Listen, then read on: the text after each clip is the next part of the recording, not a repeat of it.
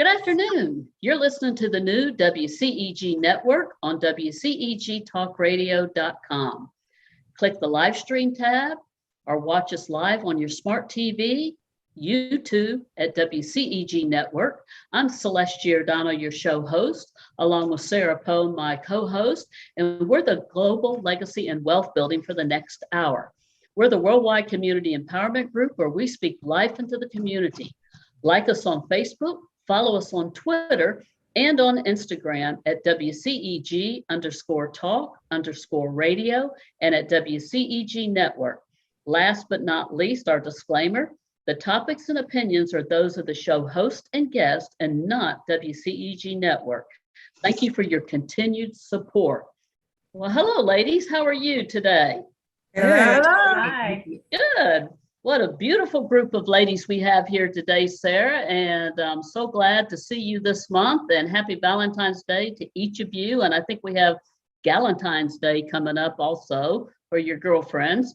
And Sara, I'm sure you've been pretty busy with CPA and doing tax things, and they're coming out of the woodwork and everywhere else to see you today. So we're just so glad that you were able to join us. And we have a great show lined up for today, Sara. This is our nonprofit show for nonprofits and the organizations in the state of Georgia right now. And we have Positive Impact with Tammy Wilder. We also have Sally Buchanan, and we also have Gayle. I'm close enough here with Creative Community Services. And we're going to talk all things about foster care this month. So I'm very excited, Sara, for us to get started today. We've got a great show lined up with some great people. And we would just say we want to thank each and every one of you for your time, for educating and informing our audience. But most important, we want to thank WCEG Network and their board for giving us this platform to educate and inform our community. And I'm sorry, Lisa, I forgot that we have Lisa Parks with us. And Lisa is also our newly appointed executive director at the Women of Community Impact. And we are so excited to hear from Lisa as well. So with that, I would like to get started. And first of all, Sara, let's talk about the Women of Community Impact and how it became a 501(c) and how you and I as co-founders found it. Celeste and I had been part of different groups and things, and they were all doing some good work, but they were doing it not for our community, right? So it was more important for us to be able to provide for our community. And our community's grown. Celeste is a part-time resident of Kentucky or Cincinnati, up in that area. So we've included that area too. And it just does your heart good to help other people. And that's the main thing, that's really how it all came to be. The two of us just wanting to do good. Absolutely. I met Sara back in 2013, and we were part of a networking group, Heart of Gwinnett. And we went on to become board members of Heart of Gwinnett. And then we went on to some other organizations that we served in. And all of a sudden, people just kept saying, y'all need to have your own 501(c). And we just listened to that for 1, 2, 3, maybe 4 years. And then we decided in 2020 to start the Women of Community Impact. And as Sara said, to serve the local communities and giving back. And we wanted to educate and inform women entrepreneurs in the neighborhood where we could educate them and give them knowledge about growing their business as entrepreneurs, as well as being able to serve. And Lisa, I would just love for you to share a little bit about your passion for the Women of Community Impact and, things that are going on for all of us. Hey, well, thank you for having me this afternoon. I met Celeste and Sara and was familiar with their organization as they were starting to allow it to blossom. And they're both servant leaders, which really spoke to my heart. So as we've kind of grown together, It's just been an awesome opportunity to get out there and support our community, and with kind of boots on the ground. And so what we've done is we've grown. My background is in marketing communications. So with a colleague up in Cincy, Kentucky area, we have just launched the Women of Community Impact website, and it's up there for everybody to see. And so it's, let me just double check, Women of Community, COMMUNITY impact.org, and you can reach out there and visit us. You'll also find us on Facebook and Instagram. So I'd love it if you'd follow us, and you'll learn about not only what we do, but what activities we have coming up this February, which is kind of why we're here today. So thanks for having me. Absolutely. And thank you, Lisa. And that is the womenofcommunityimpact.com right there. So as we get started here, our first guest that we would like to talk to today is Tammy Wilder. And she is British born, now living in Grayson, Georgia, is the CEO of Positive Impact International and Gwinnett County Safe Place. Tammy has always had a love for music, the arts, and mentoring youth, and the overwhelming desire to have a positive impact on our undeserved families. Tammy believes that there should never be a child denied the fruitful experience of an enrichment program because of their lack of funds. As such, Tammy and her mother, Linda, CFO, created the program Positive Impact International, which can help a child channel their negative energy into doing something positive, or even to help a child achieve their dream, regardless of income, race, creed, or color. 7 years in serving underserved preschools, community programs, PMAC mentoring programs, juvenile court, and safe place, Positive Impact serves over 500 children per month, ages 3 years to 17 years, running classes by professionals and highly trained teachers. Positive Impact offers an array of classes, including but not limited to performing arts, arts and crafts, film and photography, vegan culinary, Taekwondo, and sports free or with just a small fee. Positive Impact is a 501c3 nonprofit organization and is currently run on sponsorships and volunteers. It has now become the national safe place agency for Gwinnett County, an agency which helps youth in an unsafe situation or crisis, providing them immediate shelter, aiming to reunite families with stronger family dynamics by offering youth mentoring, family counseling, initiating them in the Positive Impact programs. Positive Impact aims to educate over 140,000 children on a national safe place this year by partnering with the Gwinnett County schools. So Tammy, we would like to welcome you, and what a stellar bio there, and congratulations to you and your mom and all the great things that you're doing in the community. Well, thank you. Thank you for having me on this wonderful show, and to be with all of you wonderful ladies. This is definitely an honor. So thank you. Absolutely. So we're looking forward to learning about Positive Impact. And I love Positive Impact because in the direct sales, we used to have a saying that says, we are positive. And with our salespeople, every time we say, we are positive, we are positive. And you know what? And if you say that over and over and over, eventually they're going to be positive right there. Yeah, absolutely. I love the Positive Impact right there. So Tammy, what is Positive Impact and Safe Place?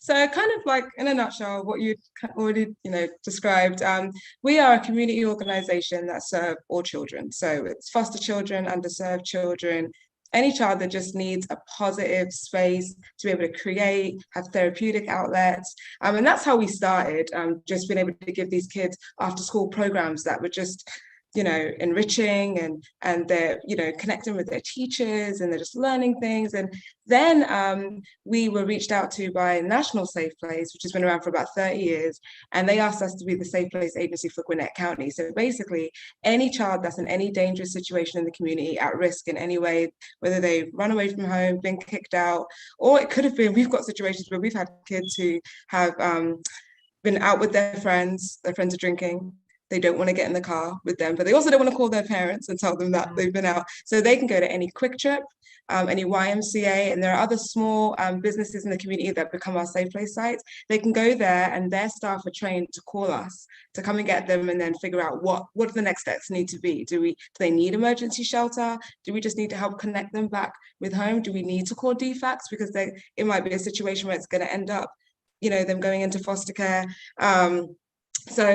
And then after that, we're like, how do we help stay in this child's life? How do we keep these children safe? So after we figure out their initial crisis, and figuring out how to get them out of that, now it's what other programs do we have to offer to stay in their lives and to help the whole family? What resources, what community partners do we have that maybe we can't do it all, but we have been so blessed to have so many great other community partners that we're able to refer the kids onto, or the families. And so it's like a whole 360 of programs that we do and offer. Yeah, that's interesting, because I've seen the safe place signs at Quick Trip. I had no clue what they were for. That's interesting. Now I know. Now right? you know. And what we do is we go into all of the schools in Gwinnett County from like 5th grade in elementary school through high school. And in their health classes, we talk to the kids about safe place, and they get wristbands, and we have a 24-hour crisis line, and so that they know what the places in the community that they can go to if they're in need of any help. Now, during the pandemic, was it worse, or is it just about the same? It was. So it was worse in the sense of kids are at home more, right? So I know that DFACS has some of the same issues where kids are home more, so there's more opportunity for things to happen. The downside of that is they're not at school. So whereas when kids come to school, teachers can notice whether they've got a bruise on them, whether they look like they haven't been eating, or that they haven't been in school. Where is, little Sara? Like, where is she? We haven't seen her in a week. So it was kind of like, we did get a lot more calls, but then I also feel like there were probably a lot of situations that went unnoticed, and kids were people were quarantined in their home. So kids didn't have a lot of access to get to a safe place or a school counselor. And then another struggle that we faced was that our host homes, we couldn't necessarily ask them to take in children that were coming off the street because of COVID. So, and a lot of our host homes are older and have other health issues. So we were in a bit of a jam, and we had to refer a lot of our kids out to our partner safe place agencies that are in Noonan, Decatur, taking them outside of Gwinnett. So we were constantly like this through COVID, and now it's gotten a lot better, but it was extremely challenging. Yeah, I can't. Yes, I always said those kids, if they were at school, they were happy, they were with their friends. And if the home life was terrible, now they're in that 24/7 and can't get away, right? And exactly. At least at school, they had food, all those type of things. And, and I've been blessed all my life. I've never had to worry about that, right? I'm the oldest of 5 girls. We never had we didn't always have lots of money, but we always had each other. You had what you needed. So I never had to worry about that. But during the pandemic, it sat heavy on my heart about that. I don't think anybody was quite prepared, for all of the different challenges that would come and many different levels, during that time. Yes. Well, go ahead, Sarah. No, go ahead. I didn't mean to get off topic, but Well, no, that's a great point there, Sarah, because during that pandemic right there, we used to see information on social media where spousal abuse, the rise went up. And, we don't really think about, foster kids or the children, and, and being involved in the community, especially some of the food shelters, that, how important it is that when the kids go to school, like you say, they're eating, and then they have programs where they get the food to take home for the weekend. So, they have some food. And I just think the community sometimes just doesn't realize the need out there and what is really going on, especially in a county as large as Gwinnett County. And how many children a month, Tammy, are you taking in and working with in a month? So every month it kind of varies, it's different. We find that when we're in the schools the most, we get the most phone calls because they're hearing, safe place, that's what you need to do if you have an issue, or the kids are telling each other, like, call this number. So I would say we probably get about between 25 and 30 calls from school counselors, from kids themselves, needing safe place or not really understanding what we could do, but they just need some type of help. So we're able to divert them. And we probably have about 10 to 15 kids that actually come into our safe place sites, whether it be a quick trip. And we cover all of Gwinnett and then further north. So like Jefferson, Athens, kind of close up Helen, kind of the rural areas as well. So those are usually the amount of phone calls that we get coming in, and yeah. Wow. Well, thank God that there's somebody like you and your mother out there who can do this for these kids. I see things on TV and it just breaks my heart. And I know that's not always the case, TV shows, that sort of thing. Yeah.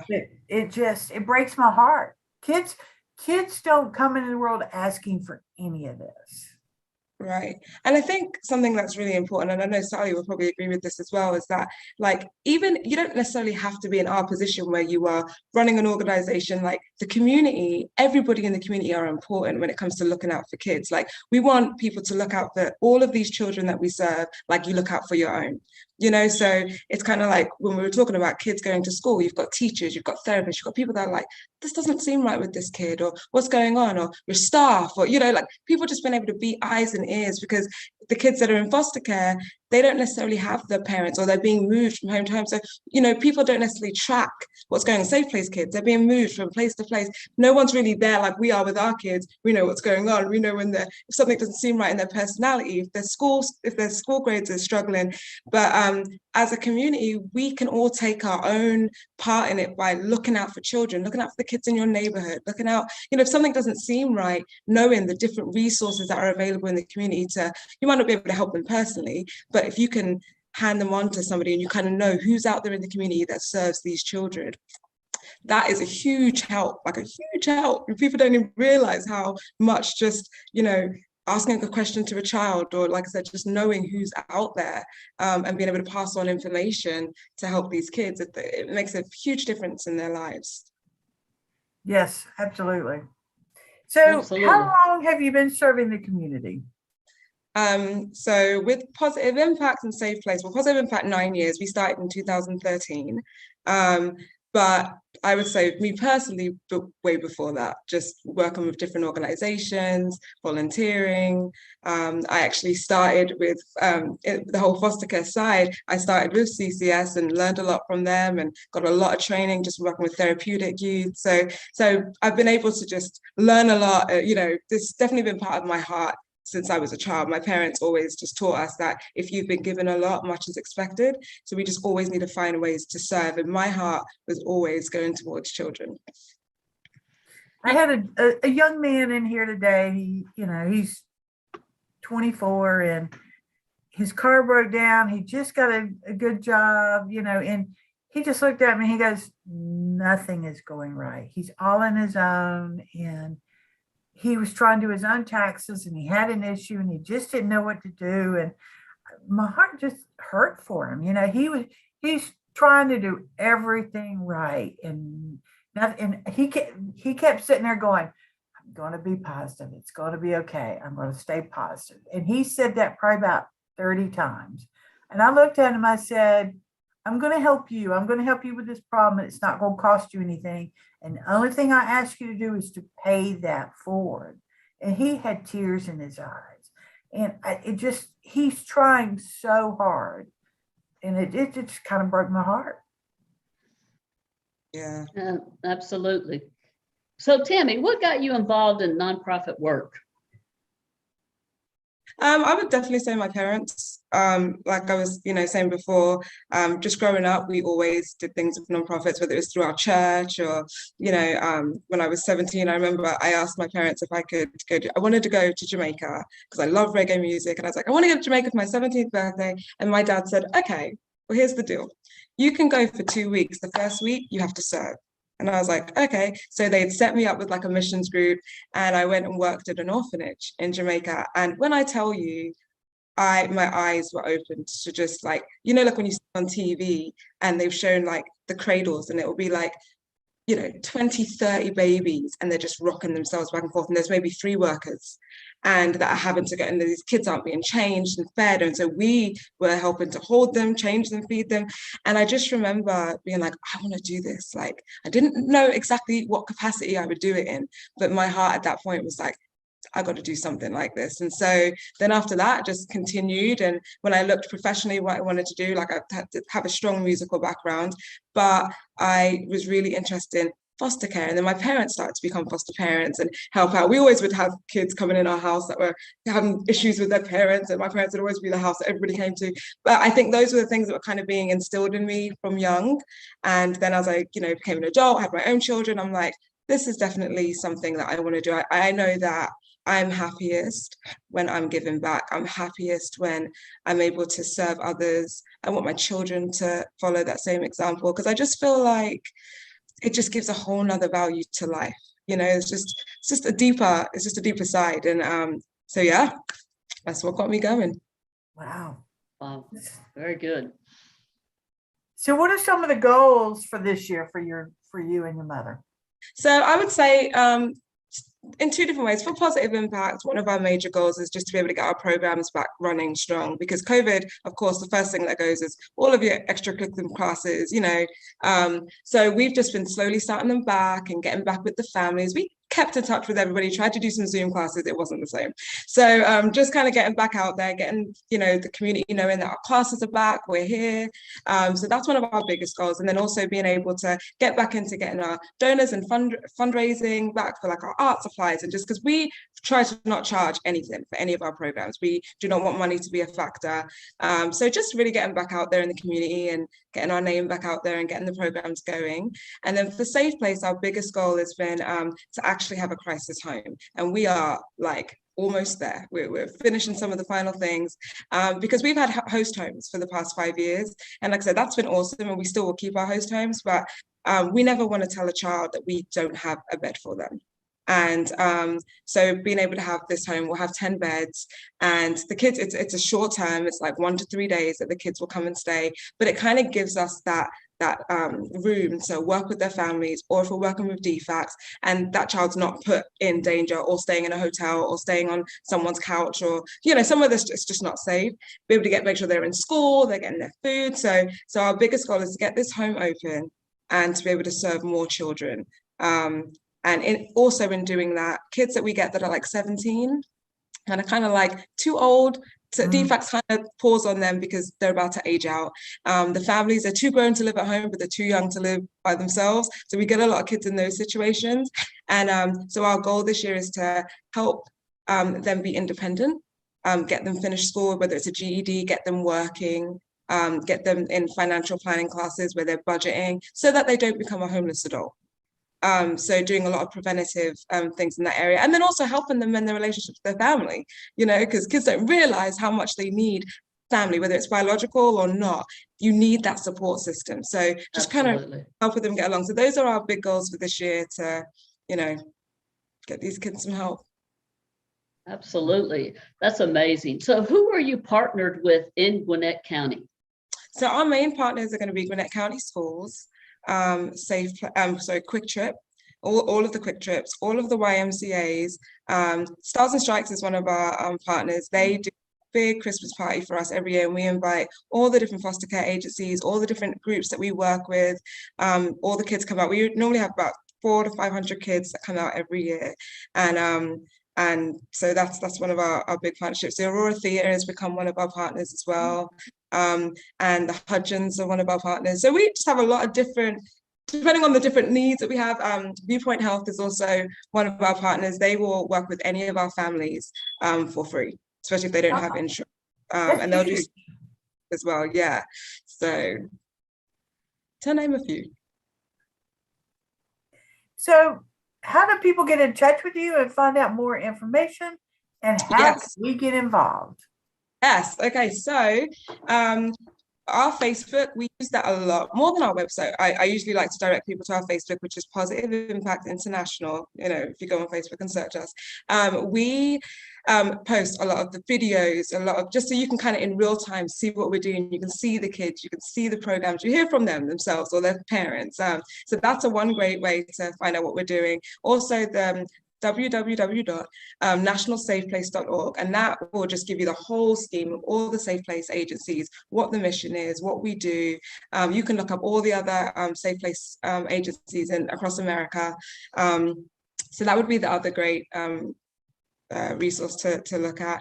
And then the book bags, that we are so grateful for you guys partnering with us with this, because when we get Safe Place children, they literally come with nothing. Like the back is all they have. So being able to have these book bags is a huge blessing, because it already kind of makes that child just feel that much more secure, and give them just the essentials that they need: a toothbrush, and toiletries, and you've got girls who need their personal hygiene products, and those things are so important. So we're super grateful for things like that. If you want to reach out to us on either one of those forms, especially the Positive Impact Facebook page, you can message me directly and I will answer. And if you want to know how you can volunteer with us, donate, get involved, everything's on there. So what do you do in that room you're in? I see So this light is on the actually floor. our dance room. Yeah, like let me move out the way. This is our dance studio back here, and it's also like another. We do a lot of trainings back here, and art classes in the other room, and then we have it upstairs, and there's more film and photography programs go up there, and family trainings and stuff like that. Yeah, and we're here in Swanee. Well, we're just in Swanee. Absolutely. Well, Tammy, one thing when I was talking to you earlier, when we were looking to partner with you with our service project, what amazed me was that you had said a majority of the children that you work with are middle school and high school. They really weren't the babies, but they were middle school and high school. And sometimes we're all so blessed that we don't think about these underserved and underprivileged children like this. Like you say, that a middle school, high school, and whether it be a female in the personal hygiene items, but you think about the young men needing, razors and shaving cream and deodorant. And I know when I had my franchise, interviewing people to come work as salespeople, what amazed me was these people had to be 18 years and older, but how many 18-year-olds had dropped out of school and didn't finish school, and they were living with a single parent. They didn't have mothers and fathers, and they were expected to have to pay bills to help keep the roof over their head or keep the lights on and things of this nature. And there's just so much need. And Lisa, I would just love to open this up to you with a few minutes that we have left as the Executive Director of Women and Community Impact. Any questions or information or comments that you would like to say to Tammy and the service program that we're going to be doing for them? Well, Tammy, so let me ask you, as far as the backpacks, can you give us, you mentioned essentials and understand like feminine hygiene products. Are you dealing primarily with African-American or white children? Is there as far as what we need for hair products, for example? Yeah, absolutely. So we get, all different children that come, but one thing that is really important that a lot of people don't think about is that black hair care is a big thing, when just the conditioners and like a lot of times these kids come and people are like, I don't know what to do with their hair. What type of comb do I use? What type of hair oils or not oils or, so that is one thing that is really big. That would be wonderful if, we had more of those products for those kids, so that when they get in a situation, they don't feel like, one thing that we all know, we are very conscious about our looks, right? And, there's certain things everybody has. I need my lip gloss, or I need my hair, and so when you get these kids that are coming from situations where they have nothing and they already feel awful, if they had just cream that they could put in their hair that stopped their hair from being brittle, or a comb or a certain bristle brush that they'll use for their edges, and, it's little things like that mean a huge deal to these children.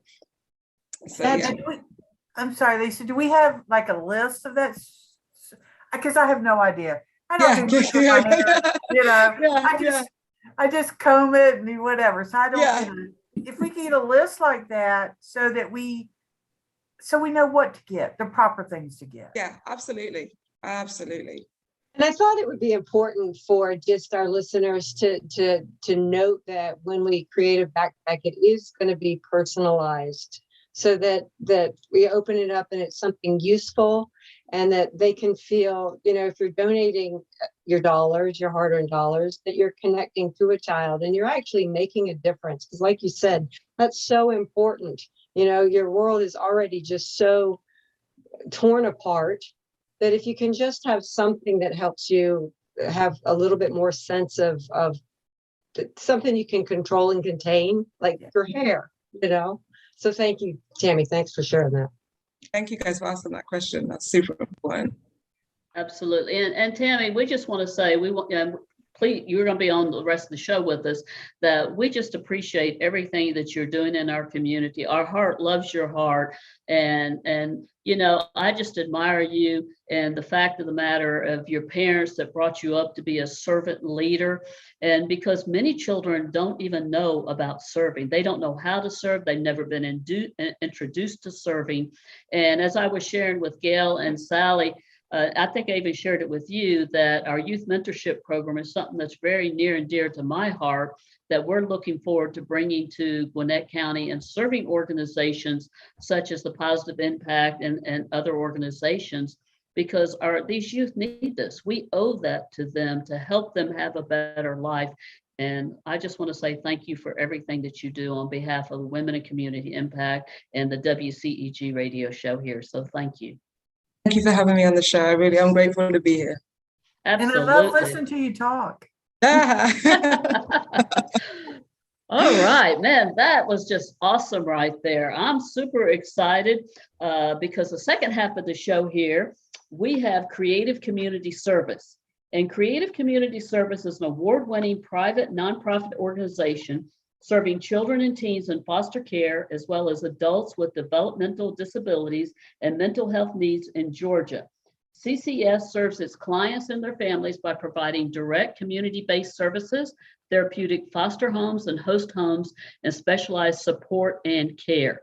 And we have Sally Buchanan, the CEO and founder of the Creative Community Services. And in 1982, Sally founded CCS with the goal of helping adults with developmental disabilities live in the most independent environment as possible and give them what everyone deserves, the support of a loving family.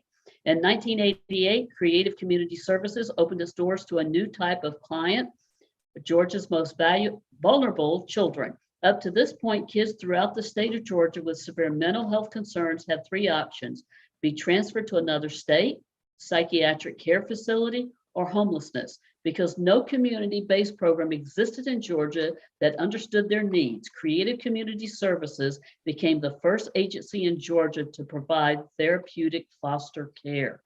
That is just awesome. I can't wait to learn and hear more about that, Sally. I'd like to go ahead and introduce Gayle as well. Gayle has served on the board of Creative Community Services for 4 years and has recently stepped into the board chair role. She is founder of Total Life Leadership, an organization providing leadership coaching, training, and facilitation services. With an MBA from the University of Louisville and 25 years experience in the public and private sector, Gayle brings a strong leadership skill and passion to her board chair role. She is an enthusiastic advocate for CCS and looks forward to strengthening the board, agency, and partnership. And ladies, we just welcome you and glad to have you with us today. Thank you so much, Celeste. I appreciate that. Absolutely. We're glad to be here. So much. And I have known Gayle. I've met, worked with indirectly with Gayle. We've been members at the Chamber and Gwinnett Chamber of Commerce, as well as some workshops and some other networking groups. And so grateful to be introduced to Sally. And, it just goes to show you what a small world. Sarah and I and Lisa were talking about, wanting to do something for foster children. And lo and behold, a week or so ago, 10 days ago, Gayle and I are friends on LinkedIn, and Gayle made a post or something. It's like, it's amazing how God just delivers these people to you and the service projects that you're going to do.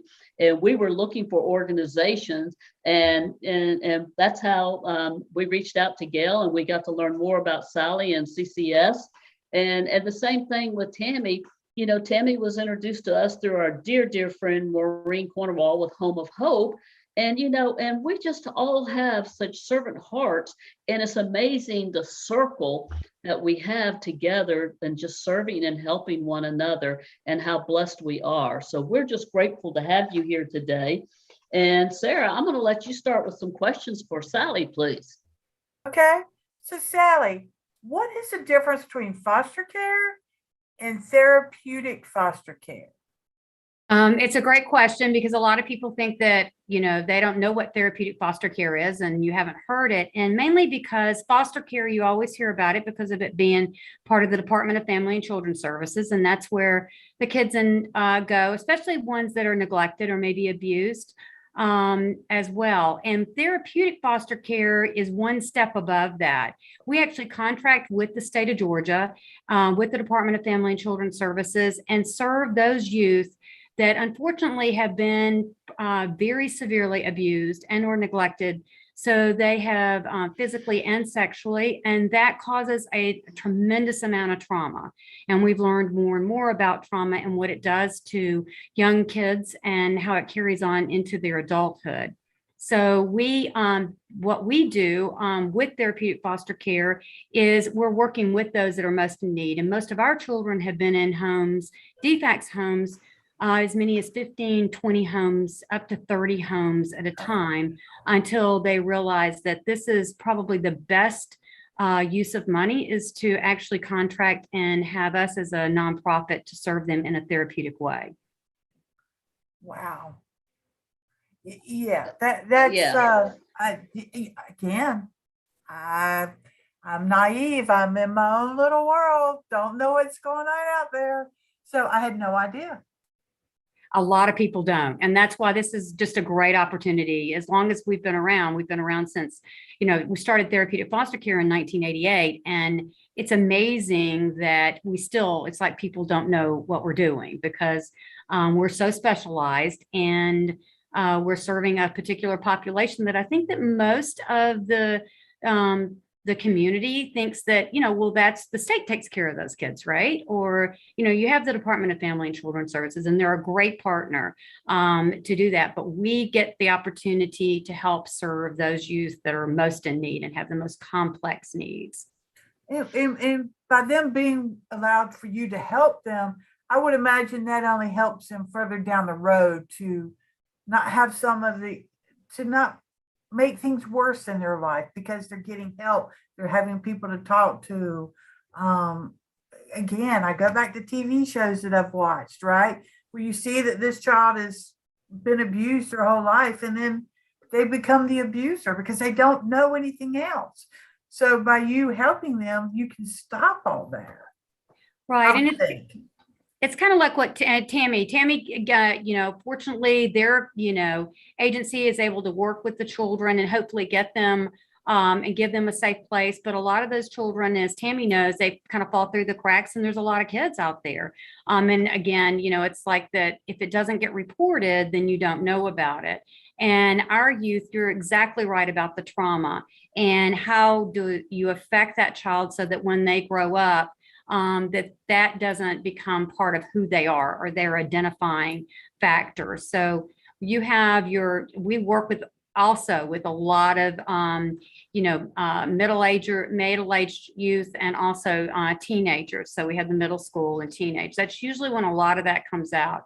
And we've been fortunate where the state has actually worked with us with some of the children that are younger. So the younger that the child is, the more you can do what you need to do. And we do a lot of different things with those children to make it a specialty. Wow. Well, thank you. Absolutely. Well, Sally, give us the typical example of the type of children and youth CCS serves, and take us through maybe some things that you can share with us, please. Right. Well, when a child is referred to us, again, the child has been in probably anywhere from 15 to 30 foster homes. And it takes sometimes that long to realize what a child needs and what's going on. And we're really working with the state so that we realize that, trying to identify those needs a lot earlier in a child's life. So when we get that typical child right now, they come in and they have been they've disrupted that many placements, that many homes. They've also possibly been in psychiatric residential treatment facilities for treatment. So there's a whole continuum of care, and we're a piece of that continuum of care, and we're the community-based piece of that, so that we have foster parents that are trained specially, and those children are placed with those families so that they can get the needs that they have. A lot of our children they have been, like I said, physically and sexually abused. They also come with lower IQs, so that they may have a developmental disability as well as the trauma, which is a lot harder because those children, they don't process the same way. So the abuse that has occurred, they don't know how to process it.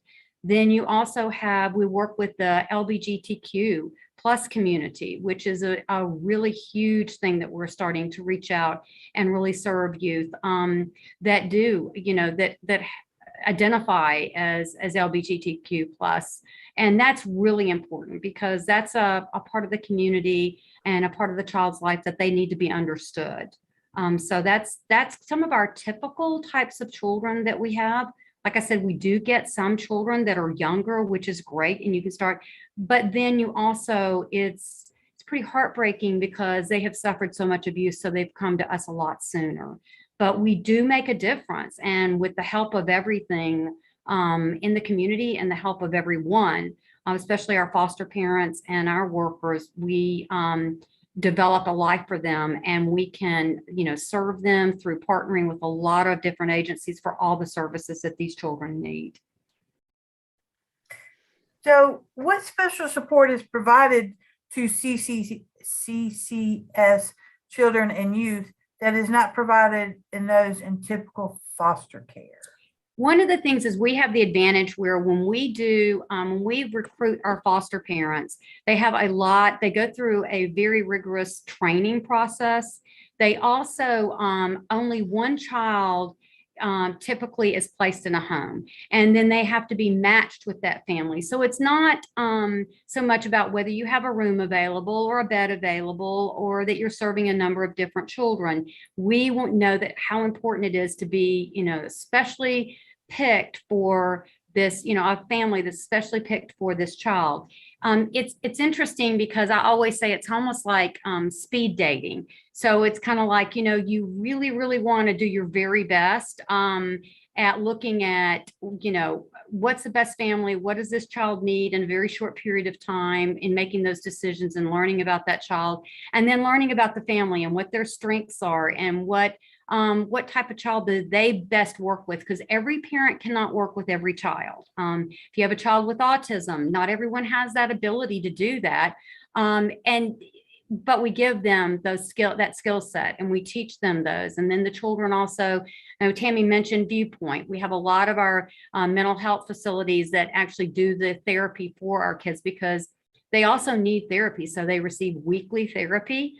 Again, we have a staff of what we call family consultants, which are like caseworkers, but they only have 8 cases. So they don't have like DFACS a lot of times. It has 15 at the least, but maybe 30, sometimes 50 cases that they have to see. So we're in the homes every single week, as well as having a 24/7 on-call, which is made up of our supervisors and our family consultants. So they know the children. It's not just, an on-call center. So they know specifically about these children. We also have a program that is called our SOAR program, and that's where the children actually get a lot of behavior intervention through the applied behavior analysis. So we are in there sometimes every day, or we may be in there 3 times a week to where we teach not only the child coping skills and look at that after assessing them, but also we work with the parents and teaching them what are the child's triggers? How do you how do you deal with those triggers? as a parent, you'll know that you get, if you think back, if you had your own kids or your nieces or nephews or watched other children, you get into power plays. You get, those power struggles, they'll come real naturally. I always said, I could preach what to do better than than what I did sometimes, because I would find myself getting into my own power struggles with my own daughters. So it's an easy thing to do, but you're learning how to really do that and be that special person to that child. Sally, something that intrigued me and talking with you and Gayle and just talking with everybody here today and Tammy as well. I think a lot of us have tunnel vision when we hear like foster kids, like, oh, it belongs to the state. It's a state program.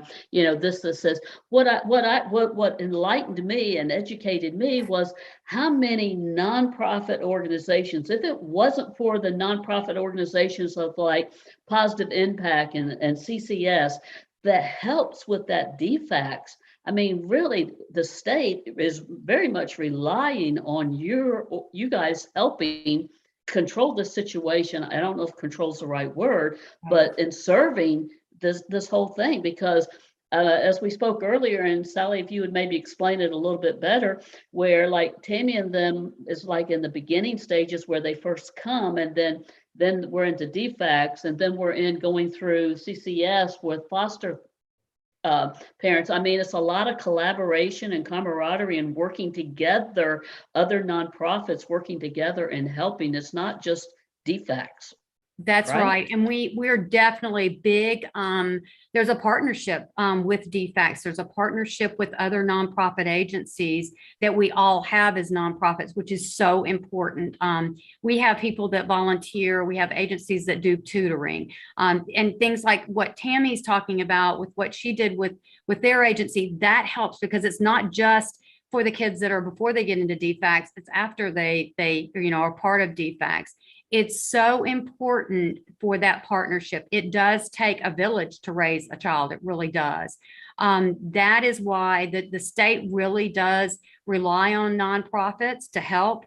And again, it's not just about, where the children live, but what kind of activities. Our children have a real difficult time in school too. If you can imagine, you've been uprooted from school. If you made 15 placements, those 15 placements may be in 15 different school systems. So that's just really, really hard, especially for preteens and teens.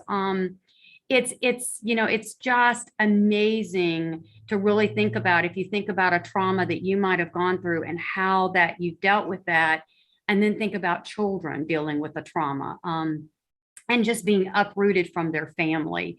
Because even though it might be that someone in the family was abusive or was not able to protect them, that was their family. So you're losing your family, which we think is just, that is trauma in itself, to do that, just, to have that happen. So it's just definitely a true partnership with everyone. We help one another. We work, on a weekly basis with other agencies to make this happen, to make it work. Well, and that trauma right there, Sally, I mean, this is mental, emotional, physical. I mean, just, I can just can't even imagine the anger issues that go along with that, with, 15 different placements and, especially, I mean, just raising kids itself, just trying to keep them in a good positive environment, and then you're having to deal with people and that's been a negative environment, abusive environment, mental environment. I mean, there's physical abuse, mental abuse, there's all of those things. And I just think what you guys are doing is just phenomenal in recognizing this. Sarah, you got another question for Sally, please? So what special training and services are provided to the foster parents? When they get trained, they go through a lot of different training, again, about how to do behavior intervention. Behavior intervention is really important. I mean, how do you deal with that? How do you not get personally offended when, the kids lash out at you verbally or even physically sometimes, because it's like it's a protection. They live in a little cocoon. They become very they have armor, and it's hard sometimes to get through that when you think about how many times, because they don't want to be hurt. Sometimes they'll say, I'm going to make it where I am kicked out of this home before you actually kick me out. I'm going to be the cause of this. I'm going to make it happen. So it's just making, that unconditional love.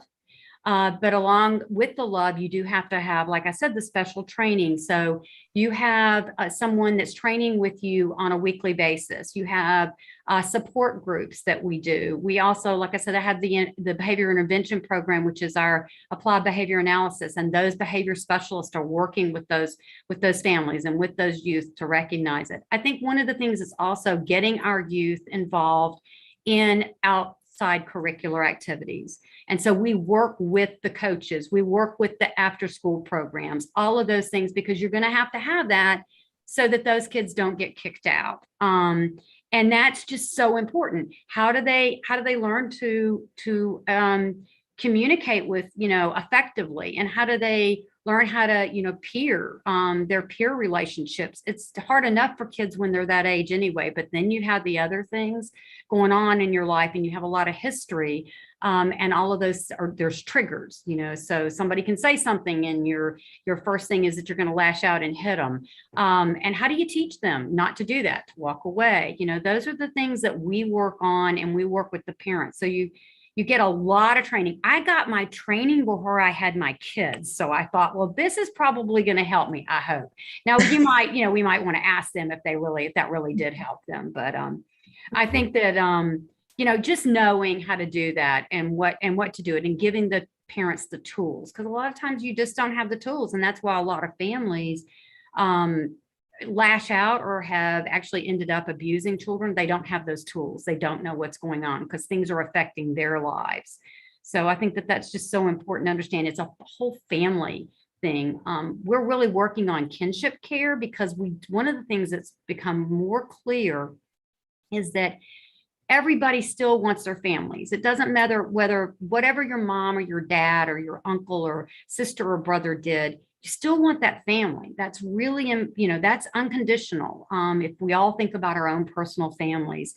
So what we're doing is actually learning. Our newest project right now is we're going to be taught and get some training on how to search for those families of those kids, so that we can locate them, because some of them don't even know that their cousins, their brothers or sisters, or nephews and nieces, that they even exist. They didn't even know about them because families just got a little disjointed.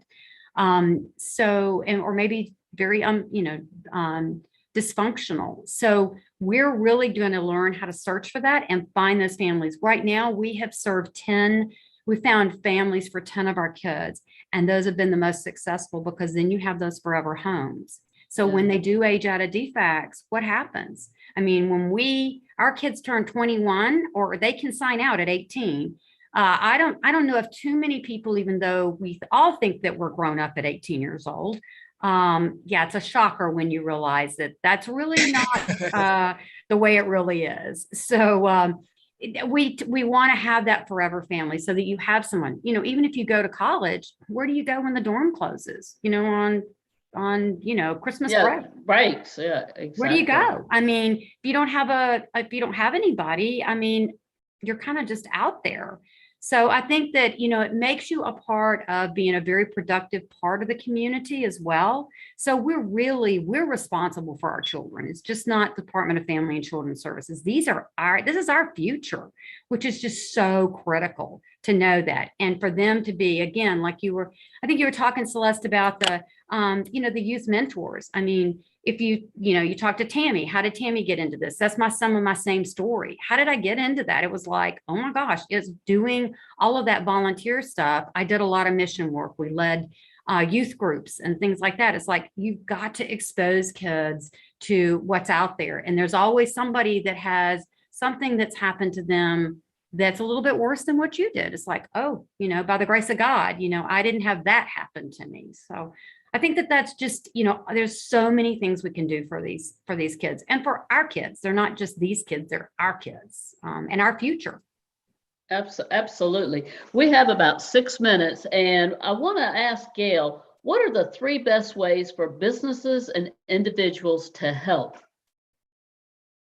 Celeste, thank you for asking that question. And you can see from Sally why I am a part of CCS, because of her Yes. heart and the heart of all of the people who work with CCS, whether they're CCS employees or in that network, to help not somebody else's kids, but our kids as a community. So there's really, as you said, 3 ways that you can help CCS. One of them is to volunteer, and that can be as little as be a birthday buddy for one of the CCS kids. Make sure they get a birthday cake and a birthday gift. Or you want to step up a little bit, you could be a mentor to one of the children or the youth. Or for me, I'm going to put in a plug. If you'd love to be on our board, we're looking for board members who really want to collaborate with and advocate for CCS. So those are 3 ways you can volunteer. You can also make a monetary donation to support the programs of CCS. Or the biggest investment you could make, and if it's on your heart, it's something you can think about, and that's to explore becoming a foster parent or even a respite care family. So when those foster parents need a rest, you're somebody who maybe takes the children for the weekend. And all of those ways you can learn about at ccsgeorgia.org. Well, thank you so much for sharing that, Gayle. I do have one more question for Sally. Sally, how many children, youth are in the CCS care right now? We average about 60 youth at a time. And that's mainly because it's very difficult to find foster families that will step up to the plate. I mean, this is definitely, something, it's a mission. It has to be someone's mission. And it also, and a calling. And then also being, putting yourself out there to have your life changed a little bit. So, to open your home to a youth and to learn how to work with that youth. So at any time, and our youth are usually with us about, a year to 18 months, maybe sometimes a little bit longer, because we want to find that permanency for them. We want to give them that forever home. So we're always looking about, how is that going to be? Are they going to be adopted, which our kids do get adopted? Are they going to find, that kinship home, or that fictive kin, which is, that coach or that teacher or somebody that really, is interested and made a difference in that child's life. So those are, and so we serve a lot of children. It's 60 kids, but they do kind of keep moving through, which is a good thing, because again, they get the permanency that they need. Absolutely. Thank you so much for that. Sarah, as co-founders of Women of Community Impact, foster children was something that you came to the table and said how that was near and dear to your heart.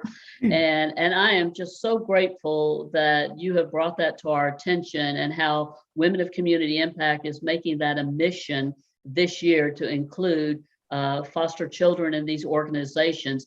And in conversation with Tammy and Sally and Gayle, the Women in Community Impact looks forward to collaborating with you on a youth mentorship program of how we can help and serve this year. What I'd like to do, we have 3 minutes, is Lisa, would you please express the service project that we have going on now through March for foster care month, which will be in May. So go ahead. All right. So for February, we're going to share and spread the love and service, and collect donations for those backpacks. We're going to ask all our friends, family, and neighbors to just make a small or a large donation so that we can purchase as many just multi-purpose utility packs that we can then fill with those essentials. Followers can go to our page and literally click right there. There's going to be a PayPal link. You can reach out to us individually, and we'll continue to share that and just encourage anybody that's watching to participate. When I was young, we had foster children in my home, and 2 of them that had gone through some traumatic situations. So I'm so very grateful to what Sally's doing, what Tammy's doing. It's so necessary and made such an impact on my early life. So just if anybody's out there, if you've had children or you see them, they are our future. So you can click that. If you go to thewomenofcommunityimpact.com. My apologies earlier. And you'll see contact us or how to get involved. You'll find that PayPal link and you can just click to donate. Absolutely. And thank you for sharing that. So we're going to do a backpack filled with personal hygiene items. $50 will completely fill a backpack. Our goal is to deliver 300 backpacks in the community of Gwinnett County to Positive Impact and to CCS, as well as the Northern Kentucky and Cincinnati area. And with that being said, ladies, I can't thank you enough for joining Sara and I on Global Legacy and Wealth Building and talking all things foster care here today. And I look forward, Sara, to us having a show back in when we come up in May and inviting these ladies back to talk more about that. And I have a couple of foster parents that are going to join us. And I think it's going to be another great show in May for that. So thank you, Lisa. Thank you for stepping up to the plate and everything that you do for Women of Community Impact. And we thank you, ladies, and your nonprofit organizations, because I definitely see the bigger picture here. If it wasn't for your organizations, you know, I just don't even want to think what Gwinnett County would look like without your organization. So our heart loves your heart, and thank you so much. Thank you. Thanks, ladies. Yes. Thank you. Thank you. You guys have a wonderful and blessed